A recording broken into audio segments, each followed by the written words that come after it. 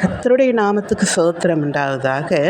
உன்னதமானவரின் மறைவில் இருக்கிறவன் சர்வ வல்லவருடைய நிழலில் தங்குவான். நான் கர்த்தரை நோக்கி, நீர் என் அடைக்கலம், என் கோட்டை, என் தேவன், நான் நம்பியிருக்கிறவர் என்று சொல்லுவேன்.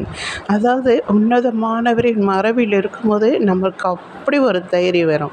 ஒரு சாதாரணமான உலக தகப்பன் கிட்டேயோ நம்ம இருக்கும்போது நம்ம சுற்றி எந்த ஆபத்து வந்தாலும் நம்ம அப்பா நம்மளை காப்பாற்றுவார் என்று நம்ம தைரியம் கொள்கிறோம் அல்லவா? குழந்தை பருவத்திலையும் அது வாலிப பருவத்திலையும் நம்ம என்ன செய்கிறோம்? ஒரு தைரியம் கொள்ளுகிறோம் இல்லையா?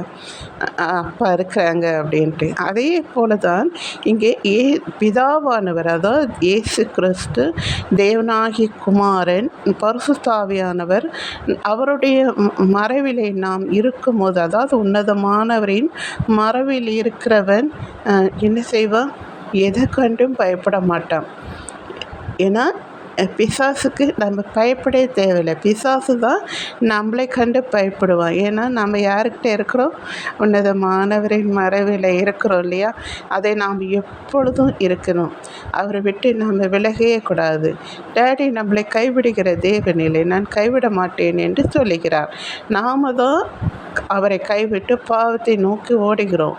உலகப்புறமான காரியங்களை செய்கிறோம். அவர் நம்மளை கைவிடுகிற தேவன் இல்லை. அதனால தான் சொல்லுகிறேன், உன்னதமானவர் மறைவிலே ஓடி வாருங்கள், அவருடைய நிலையிலே தங்குங்கள். அவரை நோக்கி, நீர் என் அடைக்கலம், என் கோட்டை, என் தேவன், நான் நம்பியிருக்கிறேன் என்று சொல்லுங்கள். புரியுதுங்களா? நீங்கள் அவரிடத்துல வந்தாலே அவர் அடைக்கலம் கொடுக்கிற தேவனாக இருக்கிறார். உங்களை பாதுகாத்துப்பார்.